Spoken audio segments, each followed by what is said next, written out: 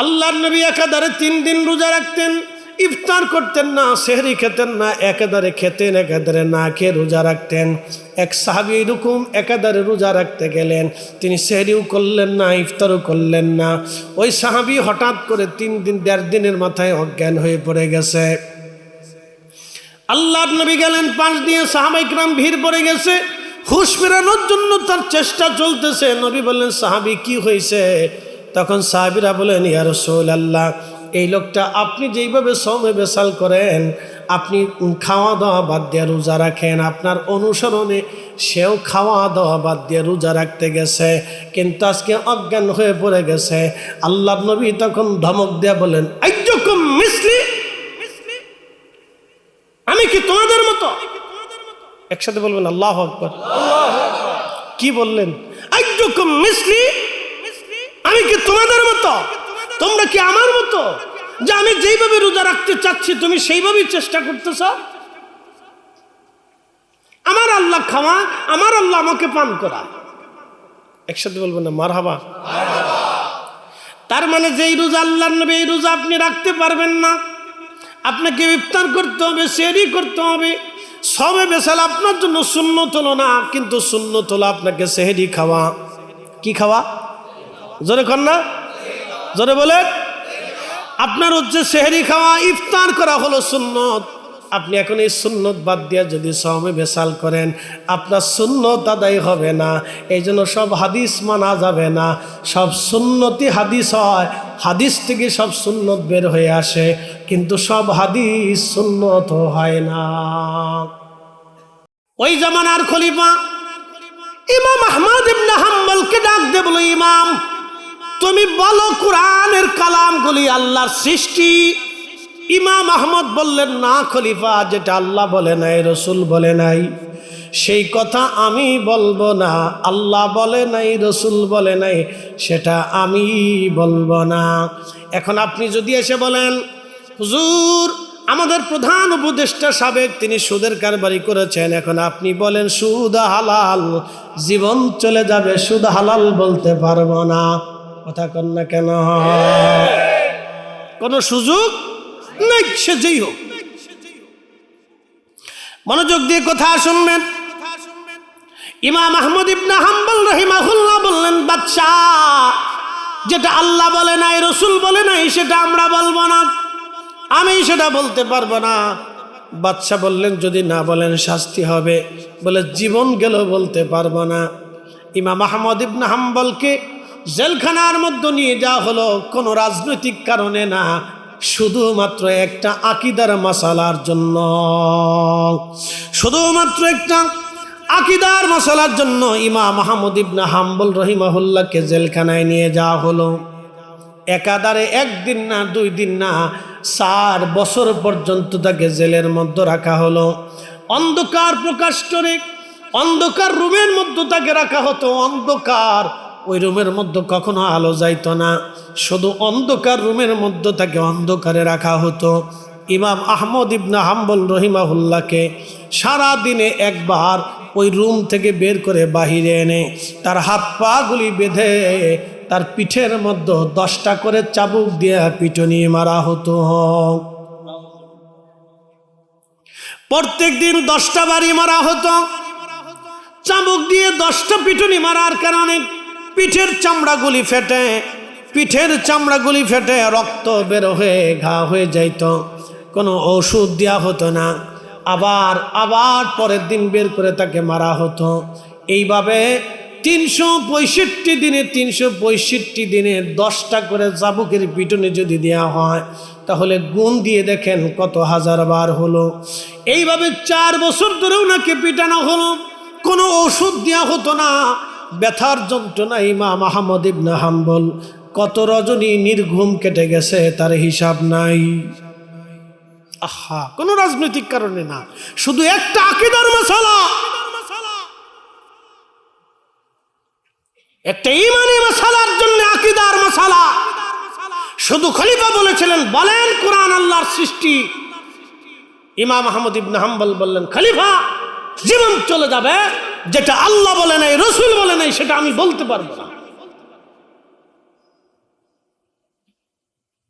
কোনো রাজনীতির জন্য না, ব্যক্তি স্বার্থের জন্য, শুধু ইমানই একটা মাসালার জন্য, আকীদা। এটার নাম আকীদা। এই জন্য কোন জমাতে থাকবেন বুঝে তারপরে থাকবেন। একটা আকীদার মাসালার জন্য ইমাম আহমদ ইবনে হাম্বল 4 বছর পর্যন্ত পিটুনি হলো, পিঠের কোষ্ঠগুলি পচে গেল, চামড়াগুলি তার পচে গেল। গোশত চামড়াগুলি পচে যাওয়ার পরে শরীর থেকে কলতানি বের হতো, রক্ত বের হতো। ওই অবস্থায় তিনি নামাজ পড়তেন। আহা, ইমাম আহমদ ইবনে হাম্বল ওই অবস্থায় তিনি নামাজ পড়তেন। নামাজ একজন কয়েদি জিজ্ঞেস করলো, ইমাম, রক্ত ঝরা অবস্থায় আপনি নামাজ পড়েন কোন বিধানে, কোন আইনে, কোন দলিলে? ইমাম আহমদ ইবনে হাম্বল জবাব দিলেন, হে আল্লাহর বান্দা, খলিফাতুল মুসলিমিন হযরত ওমর, তার পেটের মধ্যে শরীর আঘাত করার পরে 3 দিন পর্যন্ত রক্তক্ষরণ হয়েছিল। হযরত ওমর রক্তক্ষরণ অবস্থায় নামাজ পড়েছিলেন, তিনি নামাজ ছেড়ে দেন নাই। হযরত ওমর যদি নামাজ ছেড়ে না দেয়, তাহলে আমি ইমাম আহমদ ইবনে হাম্বল কেন নামাজ ছেড়ে দেব? একবার জোরে বলা যাবে কি আল্লাহু আকবার? না, জোরে বলেন আল্লাহু আকবার। তেলের গাড়ি তেলে চলে,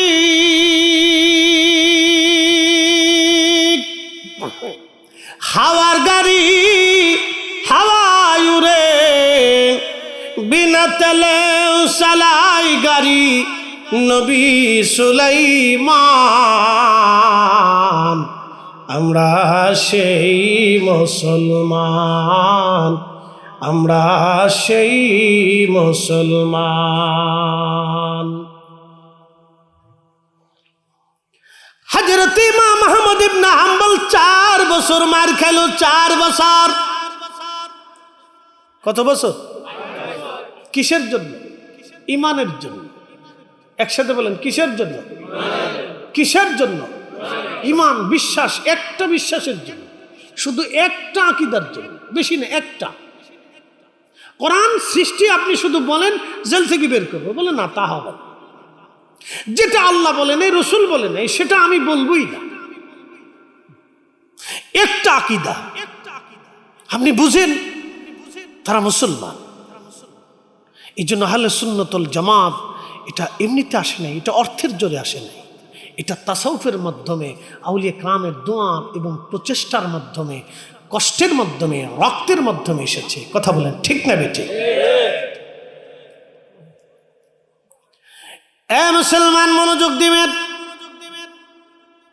হযরত ইমাম আহমদ ইবনে হাম্বল 4 বছর পরে জেলখানার যিনি জেলার ছিলেন, তিনি এশার নামাজের রক্তের সময় এসে বলেন, ইমাম, আজকে ফজরের পরে আপনাকে ফাঁসির কাস্টে ঝোলানো হবে, মৃত্যুদণ্ড দেওয়া হবে। আপনার যদি কোনো ইচ্ছা থাকে, কোনো অভিযোগ অনুযোগ থাকে, চাওয়ার থাকে, আমার কাছে যেতে পারেন।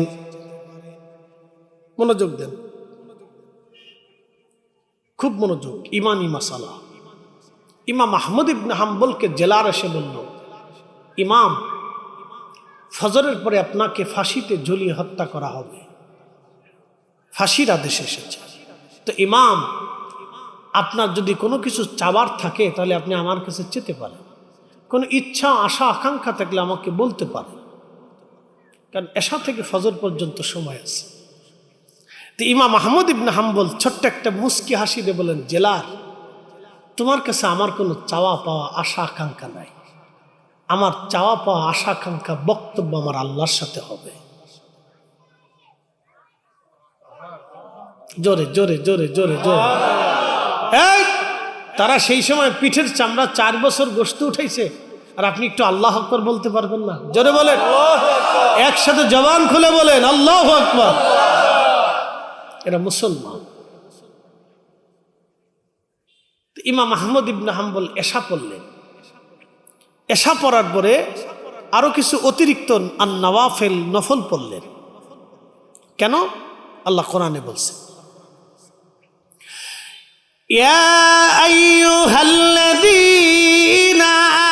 আমানুস্তাঈনু বিস-সাবরি ওয়াস-সালাহ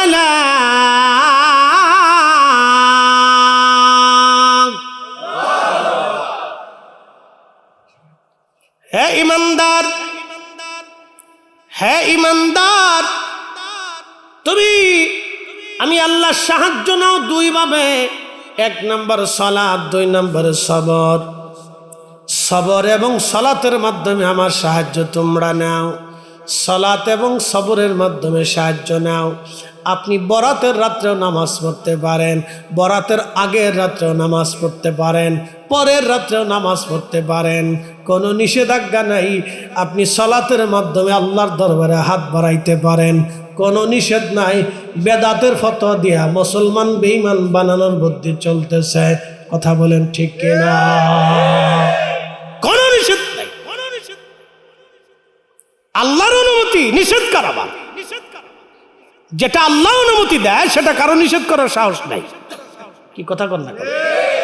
অনুমতি কার? নামাজের পরে সাহায্য চাবো আমরা কার কাছে?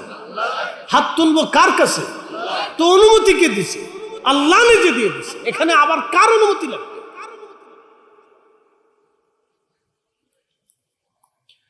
এ মুসলমান হাজিরিন, মনোযোগ দিবেন।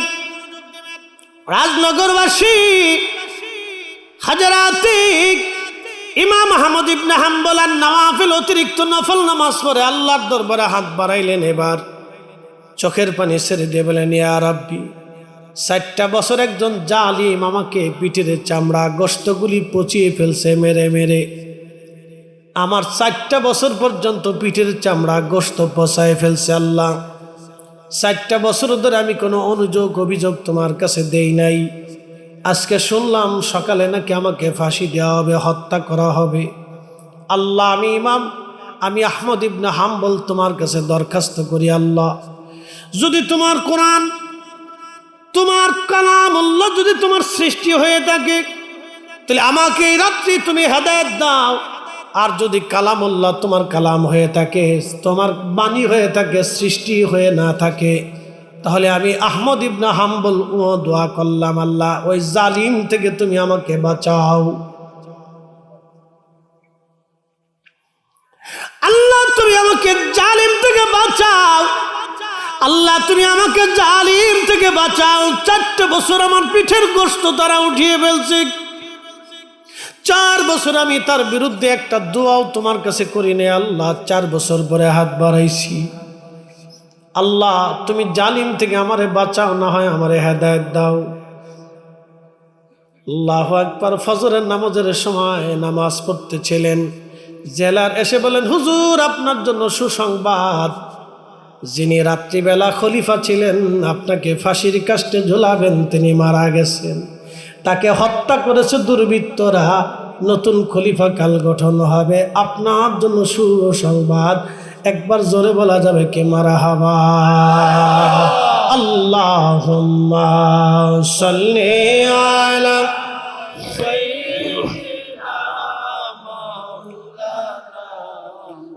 মুহাম্মদ ওয়া আলা আলি সাইয়্যিদিনা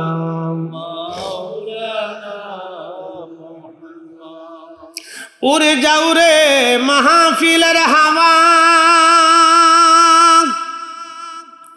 যাও রে উড়ে মদিনায়, আমাদের দুরূদ পৌঁছে দিও, আমাদের সালাম পৌঁছে দিও, নূর নবীজির পাক রওজায়। আল্লাহুম্মা সাল্লি আলা সাইয়্যিদিনা মাশাআল্লাহ, আল্লাহু আকবার, ওয়া আলা আলি সাইয়্যিদিনা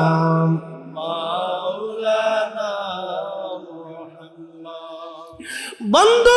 আমি একজন ইমামের জীবনী শুনাইলাম, শুনলে আরো খুশি হবেন আপনি। আমার নবীজি 4 বছরের জেলখানার ভিতরে 80 বার ইমাম আহমদ ইবনে হাম্বলের সাথে নবী স্বপ্নে দেখা করে আসছে। আসতে হয়ে গেল না? জোরে বলেন। 80 বার আমার নবী ইমাম আহমদের সঙ্গে স্বপ্নে আমার নবী কথা বলেছে। এটা আল্লাহর ওলিদের এক মহান আদর্শ। দেখেন আপনি, একটা ইমানি মাসালার জন্য, একটা আকীদার মাসালার জন্য তারা 80 দিন 4 বছর জেল কাটছে। ইয়া রাব্বি, তাদের ইমান কত মজবুত ছিল, কথা বলেন ঠিক কিনা? আকীদা কত মজবুত ছিল।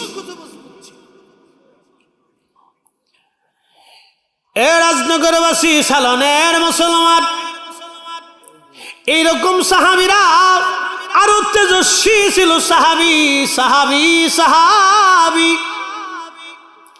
সাহাবীদের মধ্যে কত সাহাবী পিঠের চামড়া চলে গেল। নবীর একজন সাহাবী ছিলেন, তার নাম খাব্বাব রাদিয়াল্লাহু আনহু। কাফেররা থেকে ধরে নিয়ে গেল। তিনি কামার ছিলেন, অস্ত্রবতী বানাইতেন লোহা দিয়ে, কয়লাগুলি আগুনের মধ্য দিয়ে আঙ্গার বানাইয়া। আপনারা জানেন যারা কামার আছে তাদের কাছে কয়লাগুলি আঙ্গুরের মতো থাকে, আগুনের মতো হয়ে যায়। হযরত খাব্বাবকে ধরে নিয়ে কয়লাগুলি মাটির মধ্যে বিছাইয়া, আল্লাহু আকবার, হযরত খাব্বাব রাদিয়াল্লাহু আনহুকে তারা ধরে নিয়ে আগুনের উপরে চিৎ করে শোয়াইয়া বুকের উপরে পাথর চাপা দিয়ে ধরে রাখত। কয়লাগুলি, পিঠের চামড়াগুলি পুড়ে পুড়ে পুড়ে পুড়ে, রক্ত চর্বিগুলি পুড়ে পুড়ে পরে পরে আগুন নিভে যাইত। খাব্বাব আত্মচিৎকারে আকাশ পাতাল ভারী হয়েছে সেই দিন, কিন্তু বেঈমানদের মনে মায়া লাগে নাই। একটাই অপরাধ, খাব্বাব কালেমা পড়েছিল। কালেমার জন্য খাব্বাবের পিঠের গোশত চলে গেল, চামড়া চলে গেল। এ সালনের মুসলমান, খাব্বাব বলতেন, দুনিয়ার মানুষ তারা আবার আমাকে উঠাইয়া কয়লাগুলি ছুটাইয়া আগুনের ভিতরে গরম করে আবার কয়লার আঙ্গারগুলি বানাইয়া, এরপরে আবার ওই কয়লাগুলি মাটির মধ্যে বিছাইয়া ওর উপরে আবার আমাকে চিৎ করে শোয়াইয়া পাথর চাপা দিয়ে চেপে ধরে রাখতো। আমার চর্বিগুলি গলে গলে গোশত খসে খসে পরে কয়লার সাথে নেমে পড়ত। এরপরও তারা আমার ছাড়ত না। কারণ কি? আমি খাব্বাব সেই দিন কালেমা পড়েছি ঈমানের জন্য, ঈমানের জন্য, ঈমানের জন্য। সাহাবী খাব্বাব পিঠের গোশতগুলি দিয়ে দিয়েছে, কিন্তু ঈমান দেয় নাই। চিরজীবনে তার পিঠের দাগ কোনোদিন মুছে যায় নাই। বড় বড় গর্ত হয়ে গেল, গোশত চলে গেল, চামড়া চলে গেল খাব্বাবের। তারপরে হযরত খাব্বাব রাদিয়াল্লাহু আনহু ঈমান ছেড়ে দেয় নাই। এরা সাহাবী সাহাবী সাহাবী, একবার জোরে বলা যাবে কি আল্লাহু আকবার? সাহাবী সাহাবী। এই জন্য নবী বলেন, আল্লাহ আল্লাহ আফিয়া সাহাবী। এ আমার উম্মত, তোমরা আমি নবীর সাহাবীদেরকে, আল্লাহকে ভয় করো সাহাবীদের ব্যাপারে। লা তাত্তাখিযুহুম গরাদাম মিন বাদি। আমার ইন্তিকালের পরে আমার কোনো সাহাবীর সমালোচনা করবে না, মন্দ বলবে না, গালি দিবে না। আমার সাহাবীদেরকে নিয়ে ত্রুটি বাক্য ব্যবহার করবে না। আমার সাহাবীদের ভুলগুলি বের করে ভুল ধরে ধরে তাদের সমালোচনা করবে না। ফামান আহাব্বাহুম ফাবিহুব্বি আহাব্বাহুম। তাদেরকে যদি কেউ মহব্বত করে, আমি নবীকে মহব্বত করা হবে। অমান আবগাদানি ফাবিবুগদি আবগাদাহুম। তাদেরকে কেউ যদি কষ্ট দেয় তাহলে আমাকে কষ্ট দেওয়া হবে। তাদেরকে কেউ যদি গালি দেয় আমাকে গালি দেওয়া হবে। এরা সাহাবী সাহাবী সাহাবী। জোরে বলা যাবে কে মারহাবা? তারা কি? সাহাবী। জোরে বলেন, তারা কি? সাহাবী সাহাবী। সাহাবীদের ভুল ধরা যাবে না, কোন সাহাবীর ভুল ধরা যাবে না, সমালোচনা করা যাবে না, ত্রুটি বের করে এনে বই লেখা যাবে না, নিষিদ্ধ। আল্লাহর নবী নিষিদ্ধ করে দিচ্ছে। মনে রাখবেন, এটা হলো সুন্নতুল জামাতের আকীদা। এটা হলো সুন্নতুল জামাতের আকীদা। সাহাবীদের সমালোচনা করা যাবে না, আউলিয়া কেরামের মন্দ বলা যাবে না। বলে হুজুর কারণ কি? বলে দিয়ে যাই।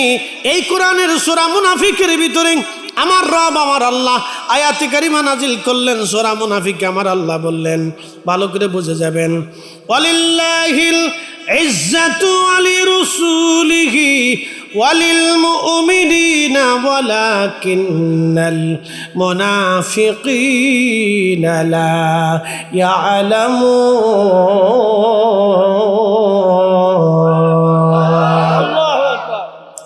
আল্লাহ ডাক দিলেন হুজুর ইজ্জত আমি আল্লাহর জন্য সম্মান আমি আল্লাহর আপনি নবীর সম্মান অলিল মুমিনিনা মুমিনে কামেল আমার ওলি যারা সাহাবীদের সম্মান তাবিঈ তাবি উলামায়ে মুজতাহিদিন মুতাকাদ্দিমিন মুতাআখিরিন সালফু সালিহিন আউলিয়া আতকিয়া ফুদালা মুজাদ্দিদ কুতুব আবদাল এরা আমার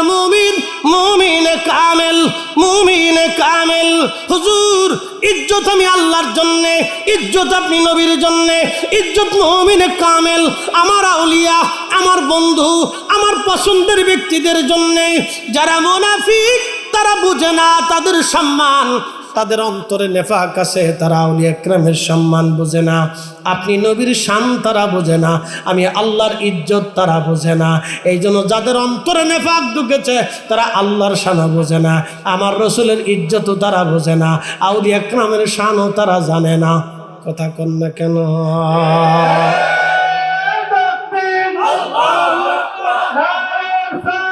ইয়া রাসূলুল্লাহ জিন্দাবাদ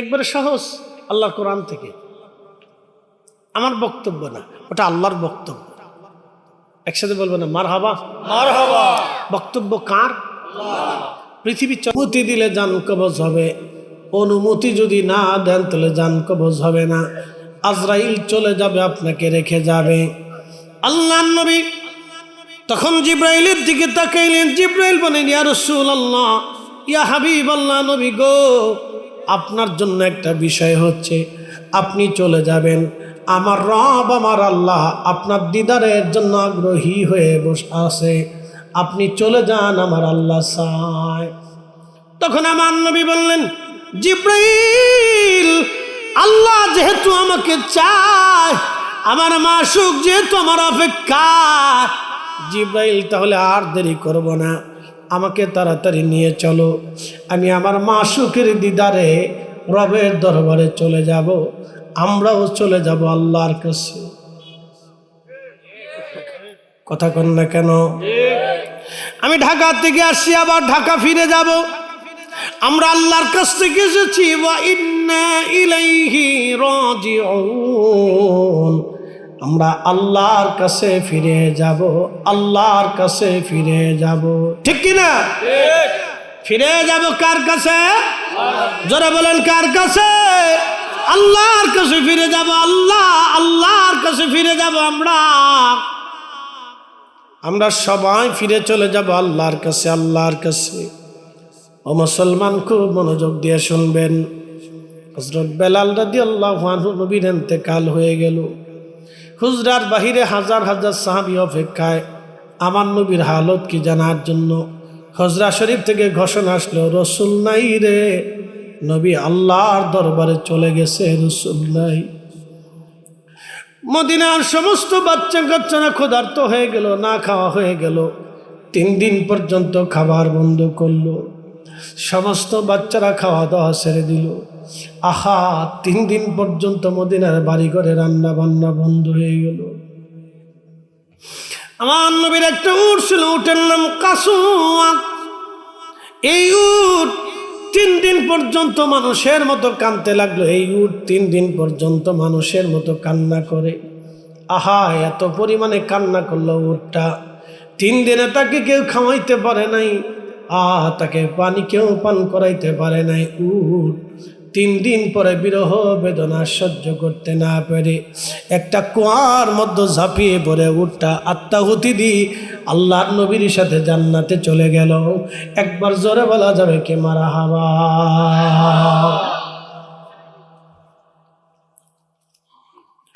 অমূল্য যতুল্য এই প্রেম কয়জনে বুঝে ওরে ধনী মানি পাই না যারে ওরে ধনী মানি পাই না যারে পায়া সেখানে, অমূল্য যতুল্য এই প্রেম কয়জনে জানে, অমূল্য যতুল্য এই প্রেম কয়জনে বুঝে।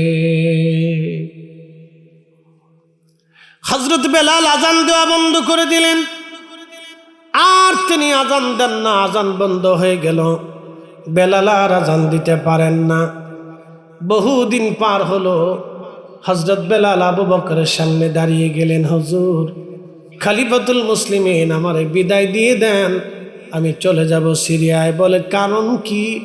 বলে আমার আর মদিনা থাকা সম্ভব না। বন্ধু খুব মনোযোগ দিবেন, কেন তিনি মদিনায় থাকতে পারেন না? বিরহ বেদনা তিনি সহ্য করতে পারতেন না, অন্যরা পারলেও তিনি পারেন না, তার কষ্ট হয়।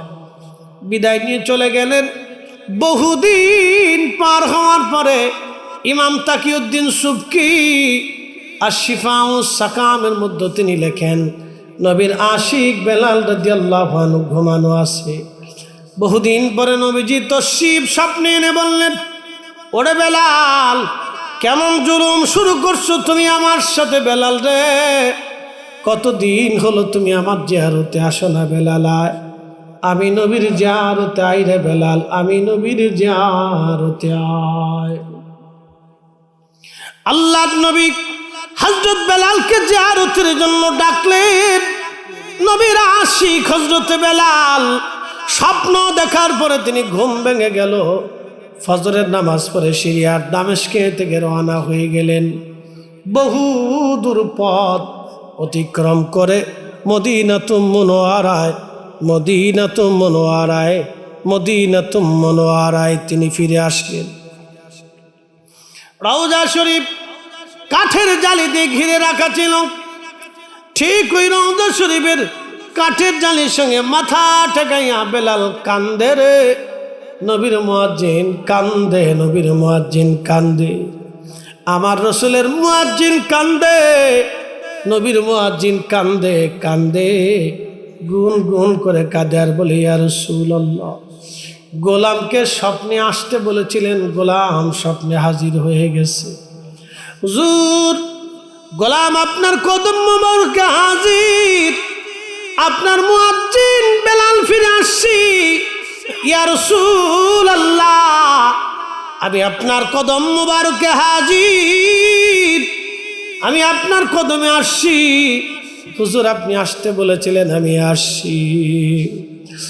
আমি জানি প্রেমে পাগল সে তো মদিনা, ওরে প্রেমানলে পুরে মরি, আহা প্রেমানলে পুরে মরি, ওহে রব্বানা।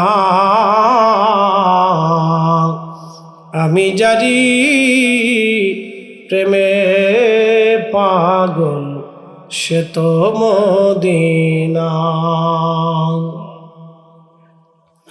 নতুন মুয়াজ্জিন এসে দেখলো নবীর মুয়াজ্জিন বসে বসে কাঁদে। নতুন মুয়াজ্জিন এসে দেখে ডাক দেখে, সাহাবীরা রে, শুনছ নবীর মুয়াজ্জিন ফিরে আসছে বেলাল। সব সাহাবী বাড়িঘর থেকে বের হয়ে দৌড়ে এসে দেখে নবীর মুয়াজ্জিন বেলাল বসে বসে কান্না করে। সাহাবী কান্না করে। ঠিক ঠিক ওই সময় সাহাবীরা ডাক দেখে, বেলাল, কতদিন হলো তোমার কণ্ঠের আজান শুনি না রে বেলাল, দেও আজানটা, দেও আজান শুনবো। বেলাল রাদিয়াল্লাহু আনহু ডাক দিয়ে কই, সাহাবীরা রে, আমার পক্ষে আজান দেওয়া সম্ভব না, তোমরা অনুরোধ করো না। আমি যেটা পারবো না রে সাহাবীরা, আমার পক্ষে সেটা সম্ভব না রে সাহাবীরা।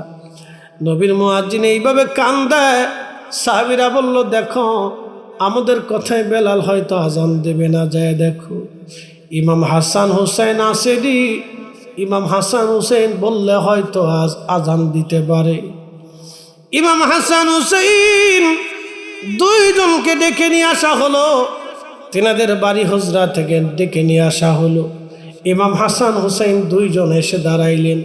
দেখতে নবীর মতো দেখা যাইতো, দুই ভাই নানার চেহারা পেয়েছিলেন। দুই ভাই যখন দাঁড়াইলেন, হযরত বেলাল রওজা শরীফ থেকে উঠে দৌড়াইয়া ইমাম হাসানের বুকের মধ্যে মাথাটাকে কান্দে, ইমাম হুসাইনের বুকের মধ্যে মাথাটাকে কান্দে। হযরত ইমাম হাসান ডাক ডাকা, নানার মুয়াজ্জিন, যেই লাহান দিয়ে নানার আজান শোনাই থাকো, নানার মুয়াজ্জিন আজকে মিনারাই যাও, ওই লাহান দিয়ে আমরার আওয়াজ আজান শোনাই যাও। হযরত বেলাল রওজা থেকে উঠে দৌড়াইয়া যেই মহিলার ছাদের উপরে দাঁড়ায় আজান দিতেন, ওই ছাদের উপরে দাঁড়াইয়া বেলাল আজান শুরু করলেন। আল্লাহু আকবার, আল্লাহু আকবার, আল্লাহু আকবার, আল্লাহু আকবার। সারা মদিনার রন্দে রন্দে আজানের আওয়াজ ছড়িয়ে গেল। আজানের আওয়াজ এত মধুর, এত কঠিন প্রেমময় ছিল, ফয়জুদ এত জটিল ছিল। মদিনার ঘর থেকে সব সাহাবী বের হয়ে দৌড় মারছে, মহিলারা বের হয়ে বাচ্চা কাচ্চা নিয়ে আসা শুরু করলো। সবার মুখে একটা বাক্য, নবী আসছেনি, নবী বুঝি ফিরে আসছে, নবী আসছেনি, নবী বুঝি ফিরে আসছে। অমূল্যতুল্য এই প্রেম কয়জনে জানে, ওরে ধনী মানি পাই না যারে, ওরে ধনী মানি পাই না যারে, পায়া সে কানে। অমূল্যতুল্য এই প্রেম কয়জনে জানে, অমূল্যতুল্য এই প্রেম কয়জনে বুঝে।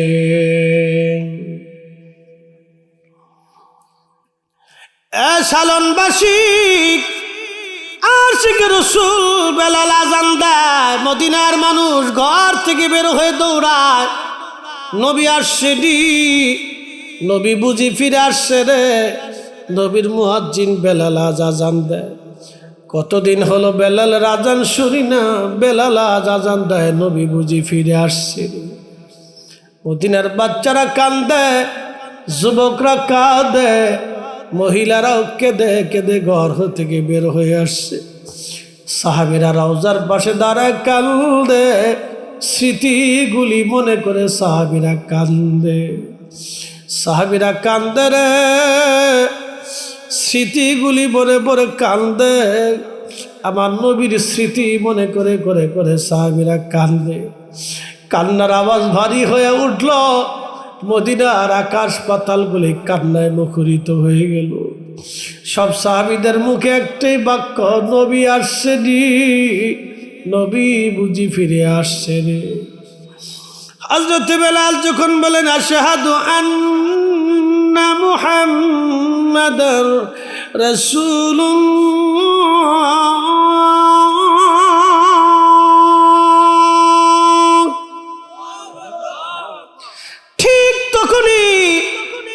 ঠিক তখনই মদিনার মাটিগুলি থরথর থরথর করে কেঁপে উঠলাম। চিৎকার মেরে জোরে বলেন আল্লাহু আকবার। কোরআনের রসম আছে আগের মতোই,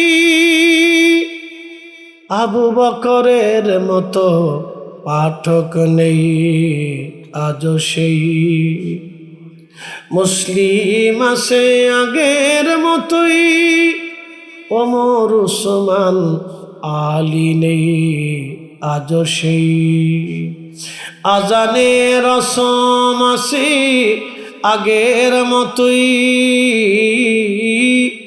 আজানে রসম আছে আগের মতোই, বেলালের মতো মুয়াজ্জিন নেই আজও সেই, আজানে রসম আছে আগের মতোই, বেলালের মতো মুয়াজ্জিন নেই।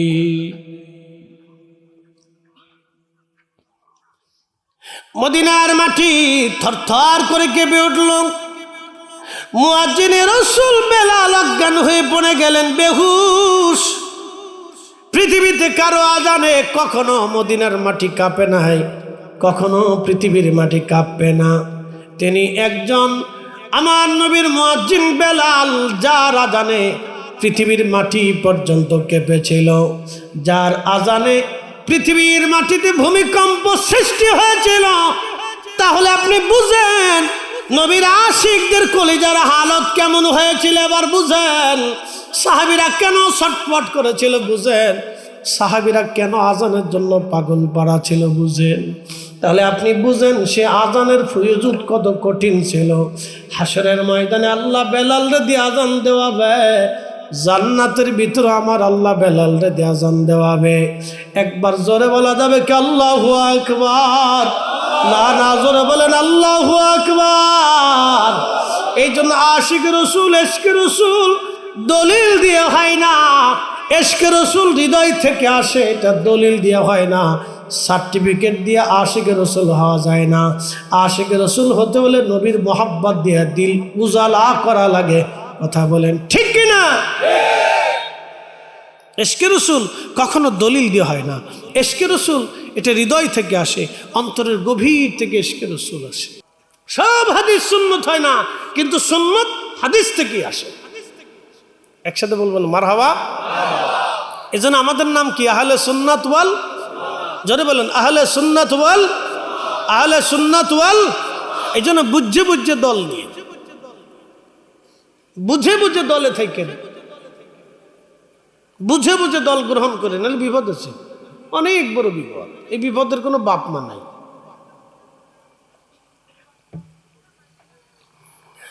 এ মুসলমান, খুব মনোযোগ দিয়ে কথাগুলি শুনে যাবেন। আমার নবীর 11 জন স্ত্রী ছিল, আমাদের 11 জন মা। কিন্তু এই কোরআনে সূরা নিসার 3 নম্বর আয়াতে আমার আল্লাহ বলে দিলেন মাসনা সুলাসা রুবা, তোমরা 4টে পর্যন্ত স্ত্রী গ্রহণ করতে পারবা, এরপরে আর একটা স্ত্রী গ্রহণ করতে পারবা না। একসাথে এক মুহূর্তে 4 জন স্ত্রী তুমি সর্বোচ্চ রাখতে পারবা। একই সাথে 4 জন স্ত্রী তুমি রাখতে পারবে, এর অধিক তুমি পারবে না। তবে রাখতে পারো, শর্ত হলো যদি তুমি সমতা রক্ষা করতে পারো, ইনসাফ প্রতিষ্ঠিত করতে পারো, তাহলে 4 জন তুমি রাখবা, নতুবা একজনই তোমার জন্য ভালো। মারহাবা কইলেন না আপনারা? এখন সৌদি আরবের বাচ্চাদের মতো চিন্তা করেন, যদি 35টা বিয়ে করবো, তাহলে বাকি 4টার পরে যত বউ সব কটা হারাম। যতবার মিলন হবে ততবার জানা হবে, যে কটা বাচ্চা হবে সব কটা হারামজাদা হবে। কি বুঝলেন? এই আমি বলি না কোরআন বলে? একসাথে কর না, আমি বলি না কোরআন বলে? জোরে বলেন আমি বলি না আল্লাহ বলে? আমার সিদ্ধান্ত না, আল্লাহর সিদ্ধান্ত।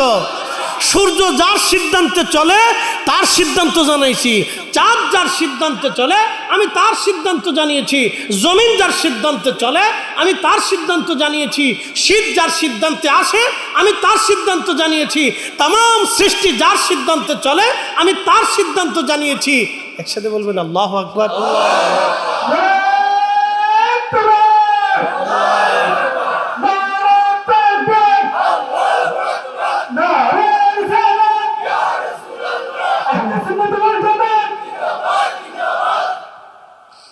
এই জন্য বুঝে বুঝে মত নিয়েন, বুঝে বুঝে পথ নিয়েন, বুঝে বুঝে মত নিয়েন, বুঝে বুঝে পথ নিয়েন, তা না হলে মহা বিপদ। এই বিপদের কোনো শেষ নেই, এই বিপদের কোনো বাপমা নাই। ইয়া রাব্বি, কঠিন মেহেশরে যদি একবার আসামি হয়েই যান কি সর্বনাশ হয়ে যাবে। আর যদি রসুলের দরজা থেকে বিতাড়িত হয়েই যান তাহলে তো আরো সর্বনাশ। মুসলমান, খুব মনোযোগ দিয়ে কথাগুলি শুনবেন বাবাজি। সালানের মুসলমান, এটি কি আপনার এই মৌলভীবাজার সদর নেই না, রাজনগর ইচ্ছা। রাস্তায় যারা আছেন তারা চলে আসেন, যে ওয়াজ চলে যাবে সেটা কিন্তু আর পাবেন না। এই মজার কথা কিন্তু আপনি পাবেন না। এখান থেকে অনেক কিছু শিকার আছে, শিকার আছে না ভাই? আমরা এগুলি 1-2 দিনই শিখিনি, তো 22 বছর লাগছে। জানেন, বই টানতে টানতে, কিতাব টানতে টানতে ঘাড়ে ব্যথা হয়ে গেছে। তো উস্তাদদের কাছ থেকে বসে বসে বসে বসে আমরা দীর্ঘদিনই শিখছি। আমাদের এগুলো দীর্ঘদিনের প্র্যাকটিক্যাল, থিওরিক্যাল আমাদের অভিজ্ঞতা। এই জন্য এই অভিজ্ঞতার সার নির্যাসগুলি আমরা সহজ সাবলীল ভাষায় আপনাদের সামনে উপস্থাপন করি। এত সহজভাবে উপস্থাপন করি যাতে আপনারা সহজেই বুঝতে পারেন। আমাদেরকে পড়ানোর সময় আরো কঠিন করে পড়ানো হতো। তা আপনাদের সামনে যেখানে ওলামা ইকরাম আছেন তারা জানেন যে তারা পড়ার সময় কঠিন করে পড়ানো হতো। এখন আপনাদের সামনে আমরা সহজভাবে সাবলীলভাবে বুঝিয়ে দিচ্ছি আপনাকে। কত সহজভাবে আপনাকে বুঝাই দিলাম। আল্লাহর আইন কিভাবে মানতে হবে সহজভাবে বুঝাইলাম। তাম সৃষ্টির যার আইনে চলে আমরা তার আইনে চলব। আসতে হলো কেন, জোরে বলেন। তাম সৃষ্টির যার আইনে চলে আমরা তার আইনে চলব। কথা ঠিক আছে না? জোরে বলেন, ঠিক আছে না? এখানে 114টি সূরার মধ্যে যাহা বিধান আছে সবার জন্য তাহা বিধান মানতে হবে। এখন আপনি একটা মানবেন আরেকটা মানবেন না, তা হবে না। আপনি দাবি করবেন আমরা পীর মুরিদি বেদাতি, আপনার এটা আমি তাহলে মেনে নিতে পারবো না। আপনি এসে বলবেন রাসূলুল্লাহ আমাদের মতো, তাহলে আমি এখানে আপনাকে মানতে পারবো না। আপনি এসে আমার থেকে বেদাত বলে উড়িয়ে দিবেন আর আপনাকে আমি সাধু মনে করে চুমা দেবো, তা হবে না। ইস, এত সহজ? ভাবতেছেন যে আপনি শাহজালাল হয়ে গেছেন, যে আপনি যাহা বলবেন সবাই দুনিয়ার তাহা মেনে নিবে? না না না, এত সহজ না, এত সহজে ভাইবেন না যে আপনি শাহজালাল হয়ে গেছেন। আপনি এসে বলবেন আমি বাংলাদেশে শাহজালাল, বললেন আর আমরা সব মেনে নেব। ইস, এত সহজ? নো নেভার, কখনোই হবে না। আপনাকে বুঝতে হলে আমি আল্লাহর কোরআন দিয়ে, রাসূলের সুন্নাহ দিয়ে এবং আউলিয়া কিরাম উলামায়ে মুস্তাহিদিনদের একবারে সূত্র মোতাবেক আপনাকে বোঝার চেষ্টা করব। যদি হক হন তাহলে হক, যদি বেহক হন তাহলে আপনি যত বড় টুপি মাথায় দেন আপনাকে আমি 1 সেকেন্ডের জন্য মানব না। কথা বলেন ঠিক কিনা?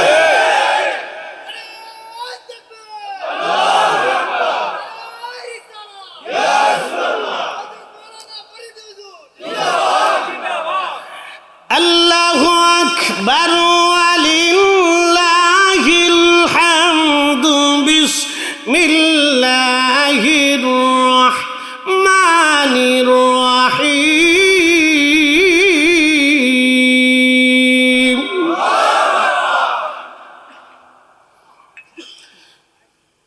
মাইয়ুতির রাসূল ফাকাদ আতা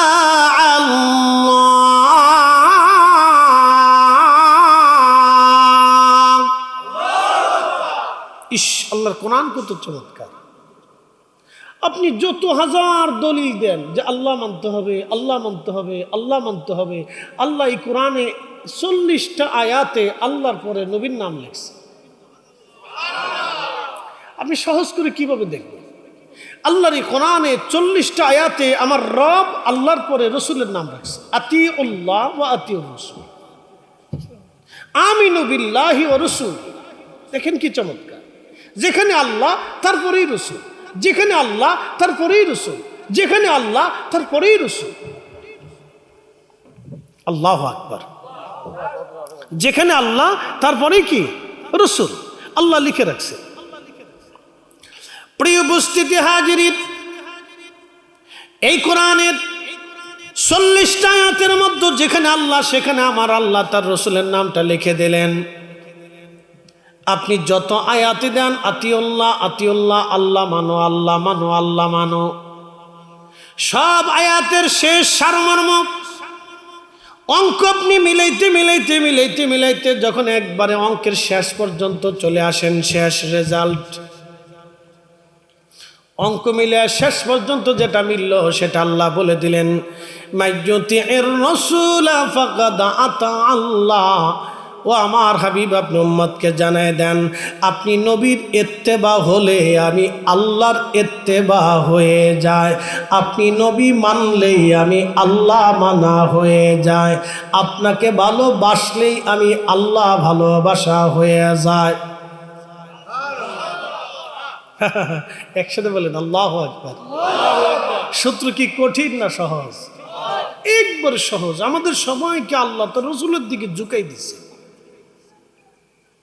আমাদের সবাইকে আল্লাহ তার রাসূলের দিকে ঝুঁকিয়ে দিয়েছে। আপনি কোরআনের যত আয়াত দিবেন আতিউল্লাহ আতিউল্লাহ আতিউল্লাহ, আল্লাহ মানো আল্লাহ মানো আল্লাহ মানো আল্লাহ মানো, সব মেনে নিলাম।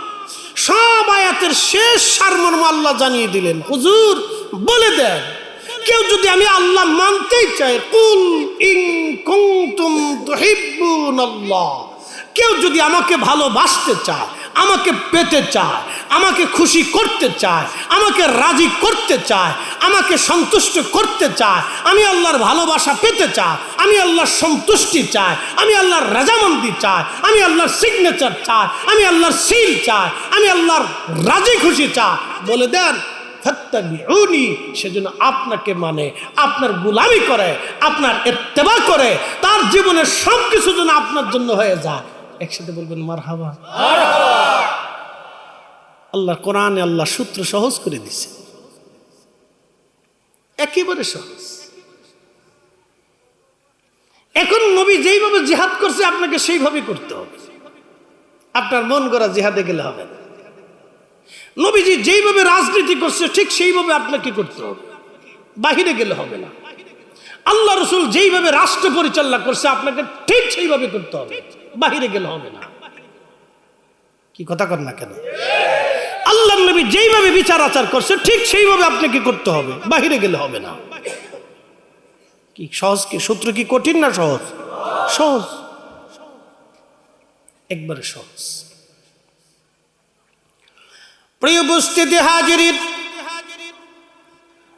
মুসলমান, আমাকে ভাইরা অনুরোধ করেছে হযরত বেলালের জীবনী শোনার জন্য। আমি জানি প্রত্যেক ওয়াজে গেলে আমাকে সে সাবজেক্টটা দিয়ে দেয়, হুজুর একটু বেলালের ওয়াজ আপনি শোনাবেন। আমি এটাও জানি হৃদয়ের গভীর থেকে রাসূলের মহব্বতের কারণে এই কথাগুলি আপনারা বলেন, কারণ নবীজির অসংখ্য সাহাবী, ১.৫ লক্ষ সাহাবী ছিলেন। ১.৫ লক্ষ সাহাবীর মধ্যে নবীর একজন মনোনীত মুয়াজ্জিন ছিলেন। ১.৫ লক্ষ সাহাবীর ভিতরে নবীর একজন মনোনীত কারি ছিলেন। ১.৫ লক্ষ সাহাবীর ভিতরে নবীজির ১০ জন মনোনীত সাহাবী ছিলেন। এরকম বিশেষ বিশেষ সাহাবীদের কথা আল্লাহর কোরআনে, নবীর হাদিসে, নবীর জীবনে, সাহাবীদের জীবনের ভিতরে এসেছে। এই বিশেষ বিশেষ সাহাবীরা বেশি বেশি সম্মানিত, এক একজন এক একটা কারণে সম্মানিত হয়েছেন। হযরত বেলাল একভাবে সম্মানিত, হযরত আবু বকর অন্যভাবে সম্মানিত, হযরত ওমর আর একভাবে সম্মানিত, হযরত উসমান আর একভাবে সম্মানিত, হযরত আলী আর একভাবে সম্মানিত, হযরত ইমাম হাসান আর একভাবে সম্মানিত, হযরত আবু হুরায়রা আর একভাবে সম্মানিত। নবীর যত সাহাবী ছিলেন, খালিদ বিন ওয়ালিদ আর একভাবে সম্মানিত। পৃথিবীর যত বড় বড় সাহাবী ছিলেন, কোনো না কোনো দিকে আল্লাহ তাদেরকে সম্মানিত করেছেন। হযরত ওয়াইস আল কারনী রাদিয়াল্লাহু আনহু তিনিও সম্মানিত। একবার জোরে বলা যাবে কি মারহাবা? আপনি ইসলামের কোন দিককে সহজ ছোট করে দেখতে পারবেন না, ফির মুরিদি ছোট করে দেখতে পারবেন না, নেভার, কখনোই না। সুফি বাপরে বাপ ছোট করে দেখার সুযোগই দেয়। উলামা ছোট করে দেখতে পারবেন না, মক্তবের শিক্ষক ছোট করে দেখার সুযোগ নেই, মসজিদের ইমাম, ভাঙ্গা মসজিদের ইমাম ছোট করে দেখার সুযোগ নেই। তো আপনি তাকে কি করে ছোট করে দেখবেন? ওই ইমাম যদি ভাঙ্গা মসজিদে ইমামতি না করতেন তো ইমামতি কে করতো? আমি করতাম। তো ওই ভাঙ্গা মসজিদে ইমাম ইমামতি করে দেখে তো ওই এলাকার মানুষ কিছু হলেও নামাজ পড়ে। কি কথা কন না কেন? তো তার ইমামতিকে আপনি ছোট করে দেখতে পারেন না। তো আমি যখন এখন চিন্তা করি, বাপরে বাপ, আমি বিরাট বড় বক্তা তক্তা, এত ছোট ইমাম, আমি যদি মূল্যায়ন না করি তাহলে বুঝতে হবে যে আমি আলেম হয়েছি কিন্তু জালেম হয়ে গেছি। কথা ঠিক আছে না? আলেম হয়েছি কিন্তু কি হয়ে গেছি? জালেম হয়ে গেছি। আমি আলেম হয়েছি কিন্তু জালেম হয়ে গেছি। এই জন্য ছোট্ট মসজিদের, ভাঙ্গা মসজিদের ইমাম সবকেও ছোট করে দেখার সুযোগ নেই, তারও ইসলামের খেদমত আছে।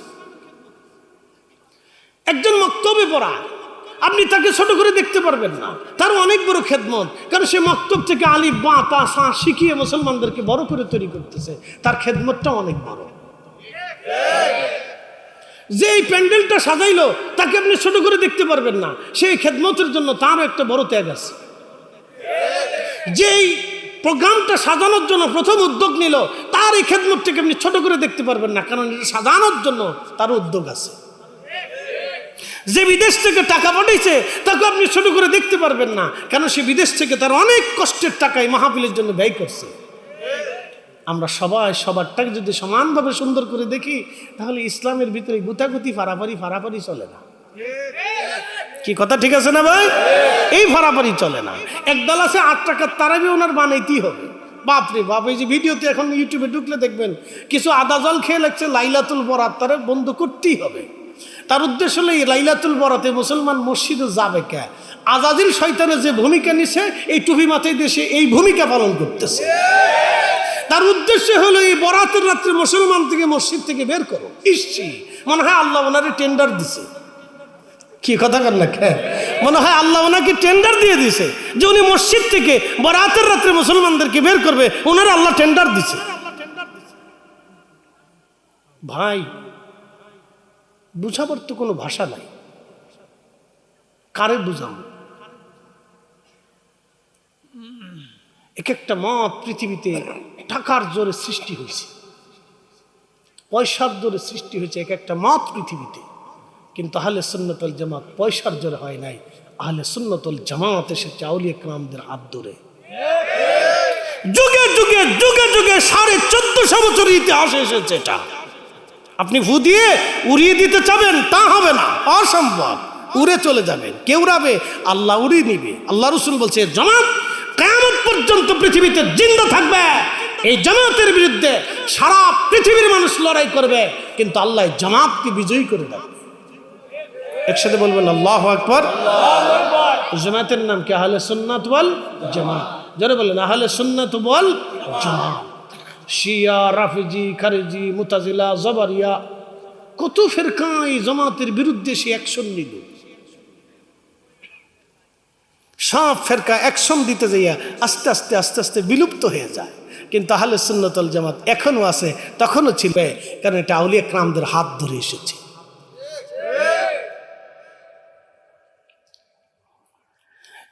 মুসলমান সালানবাসী, খুব মনোযোগের সাথে কথাগুলি শুনবেন। প্রিয় উপস্থিতি আমার, মেহেশরের কঠিন মাঠে একদল মানুষ চেহারা উজ্জ্বল হয়ে থাকবে। কোরআন আল্লাহ বলেন ইয়াউমা তাবিয়াদ্দু উজুহুন ওয়া তাসওয়াদ্দু উজুহুন ফাআম্মাল্লাযীনা সাওয়াদ্দাত উজুহুহুম। আমার রব আমার আল্লাহ বললেন কিয়ামতের ময়দানে একদল মানুষের চেহারা থাকবে উজ্জ্বল, দেখলে বোঝা যাবে তারা আল্লাহর জান্নাতি। ইবনে আব্বাস, যিনি রইসুল মুফাসসিরিন, পৃথিবীতে যত মুফাসসির কিয়ামত পর্যন্ত আসবে, ইবনে আব্বাসের মতো এত বড় মুফাসসির কোনো মা আর কোনোদিন জন্ম দিতে পারবে না। ইবনে আব্বাসের তাফসীর থাকবে আর এক পাশে, পৃথিবীর সব মুফাসসিরদের তাফসীর থাকবে আর এক পাশে। সবার তাফসীরকে ছেড়ে সমস্ত তাফসীরকে বাদ দিয়ে দিতে হবে, ইবনে আব্বাসের তাফসীরকে মেনে নিতে হবে, কারণ উনি রইসুল মুফাসসিরিন, আল্লাহর নবী কর্তৃক শনাক্ত মুফাসসির। একবার জোরে বলা যাবে কে মারহাবা। ওনার এই সার্টিফিকেট কে দিছে?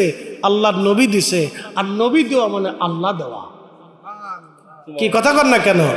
নবী দেওয়া মানে কে দেওয়া? আল্লাহ দেওয়া। ইবনে আব্বাস রইসুল মুফাসসিরিন, তিনি কোরআনের আয়াতের তাফসীর করতে যায় লেখেন ইয়াউমা তাবিয়াদ্দু উজুহ, কিয়ামতের ময়দানে যাদের চেহারা উজ্জ্বল হয়ে থাকবে, ওহুম আহলুস সুন্নতি ওয়াল জামাআত, তারা আহলুস সুন্নাত ওয়াল জামাআত।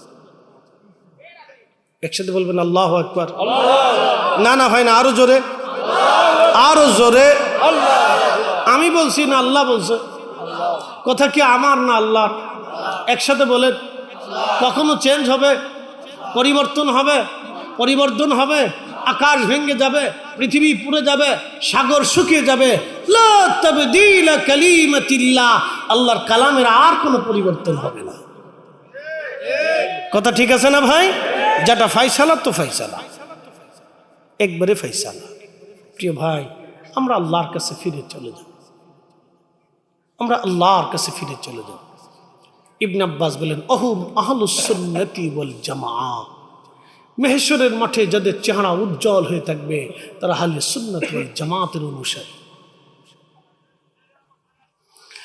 প্রিয় ভাই আমার, খুব মনোযোগ দিবেন। এরপরে আল্লাহ রাব্বুল আলামিন বলতেছেন ওয়া তাসওয়াদু উজুহুন, আরেক দলের চেহারা মলিন হয়ে থাকবে।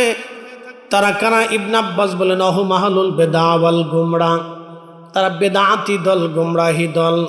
বেদাত দুই ধরনের হয়, একটা বেদাত হলো আল বেদাতু ফিল ইতিকাদ, আকীদাগত বেদাত, আর একটা হচ্ছে আল বেদাতু ফিল আমাল, আমলি বেদাত। আকীদাগত বেদাত, আল্লাহর নবীর যে বিশ্বাস ছিল না সেই বিশ্বাস নতুন করে পৃথিবীতে প্রবর্তন করা, এটা আকীদাগত বেদাত। সাহাবীদের যে বিশ্বাস ছিল না সেই বিশ্বাস নতুন করে বানানো আকীদাগত বেদাত। যেমন আমি আপনাদেরকে বুঝাই, আমাদের দেশে এক দল আছে লালন ফকিরের দলের মতামত হলো যিনি মুর্শিদ তিনি খোদা, তিনি রসুল, তিনি খোদা হয়। যিনি মুর্শিদ তিনি রসুল, তিনি খোদা হয়। এটা লালনের আকীদা। যেন মুসলমান যদি এই আকীদা গ্রহণ করে নেয় তাহলে সে অবশ্যই বেদাতি, সে কাফের হয়ে যাবে, গোমরাহ। কথা বলেন ঠিক কিনা? আমাদের দেশে আর এক দলের আকীদা হলো আল্লাহর নবীর আব্বা আম্মা কাফির। নাউজুবিল্লাহ। কি বুঝলেন? কত মারাত্মক আকীদা। আর এক দলের আকীদা আল্লাহর হাত আছে, পা আছে, চোখ আছে, কান আছে, নাক আছে। দেখেন, কি বুঝলেন? কি মনে হয়? আল্লাহর হাত, পা, চোখ, কান যদি থাকে তাহলে পরে আল্লাহর আকৃতি আছে। আর আল্লাহর যদি আকৃতি থাকে তাহলে পৃথিবীতে স্রষ্টা কে? একমাত্র স্রষ্টা ব্যতীত যাহা আছে সবার আকৃতি আছে, শুধু স্রষ্টার কোনো আকৃতি নাই, স্রষ্টার কোনো শুরু, স্রষ্টার কোনো শেষ, স্রষ্টার অতীত বর্তমান ভবিষ্যৎ নাই। তিনার দৈর্ঘ্য প্রস্থ ব্যাসার্ধ কিচ্ছু নেই। আপনি তাকে কোনো দৈর্ঘ্যের ভিতরে আনতে পারবেন না, প্রস্থের ভিতরে আনতে পারবেন না, ব্যাসার্ধের ভিতরে আনতে পারবেন না, ওজনের মধ্যে আনতে পারবেন না, তার শুরুর ভিতরে আনতে পারবেন না, শেষের ভিতরে আনতে পারবেন না, তার অতীত বর্তমান ভবিষ্যতের ভিতরে আনতে পারবেন না, কোনো কালের মধ্যে আনতে পারবেন না। কারণ তিনি কাল সৃষ্টি করেছেন, তিনি জীবন সৃষ্টি করেছেন, তিনি মৃত্যু সৃষ্টি করেছেন, তিনি আলো সৃষ্টি করেছেন, তিনি আধার সৃষ্টি করেছেন, তিনি যা কিছু সৃষ্টিতে দেখেন সব তিনি সৃষ্টি করেছেন। অতএব স্রষ্টার সৃষ্টি থেকে মুক্ত।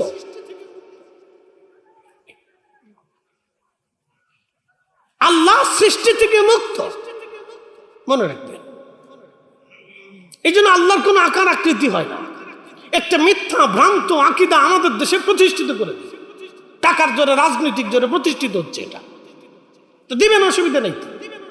আল্লাহর আদালতে সবাইকে দাঁড়াইতে। ইস, এত সহজ? পার পাওয়ার কোনো সুযোগ নেই, কোনো রাস্তা নেই।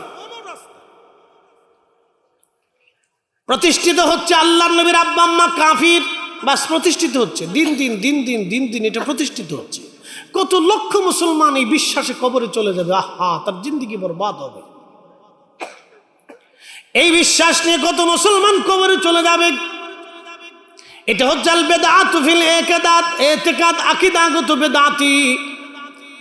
এদের অবস্থা কিয়ামতের ময়দানে হবে। তাসওয়াদু উজুহুন, তাদের চেহারা মলিন থাকবে। ইয়া রব, তাদের অবস্থা বড় ভয়াবহ হবে। আল্লাহ বলবেন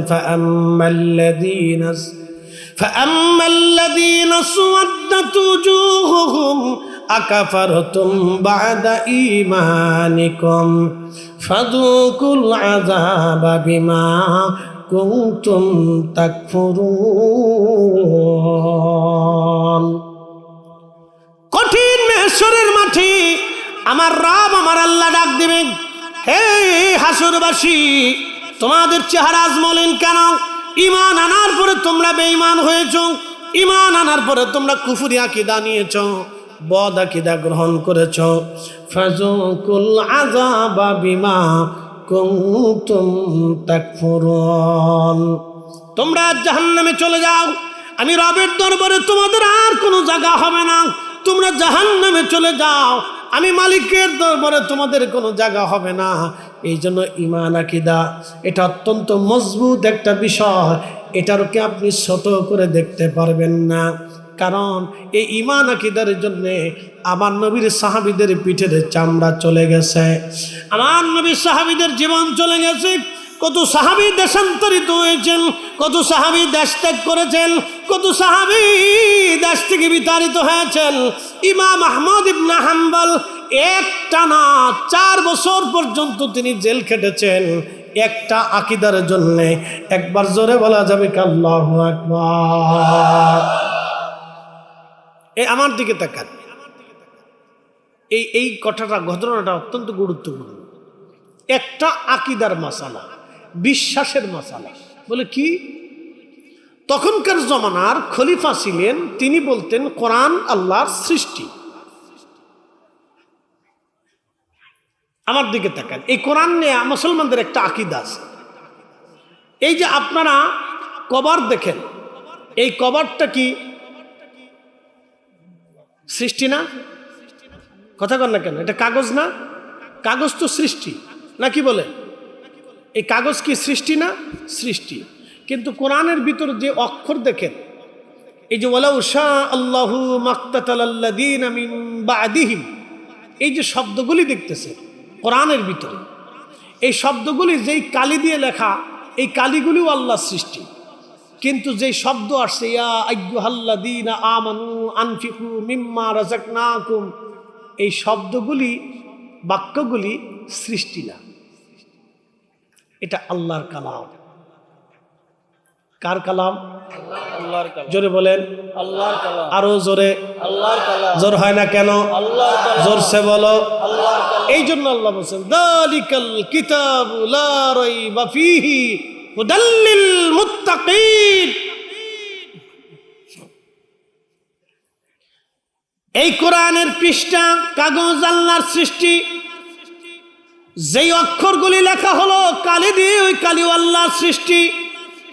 কিন্তু যেই কালামগুলি আছে ইয়া আইয়ুহাল্লাযীনা আমানু আমানু আনফিকু মিম্মা রাযাকনাকুম, এই আয়াতগুলি আমার আল্লাহর সৃষ্টি না, এটা আল্লাহর কালাম।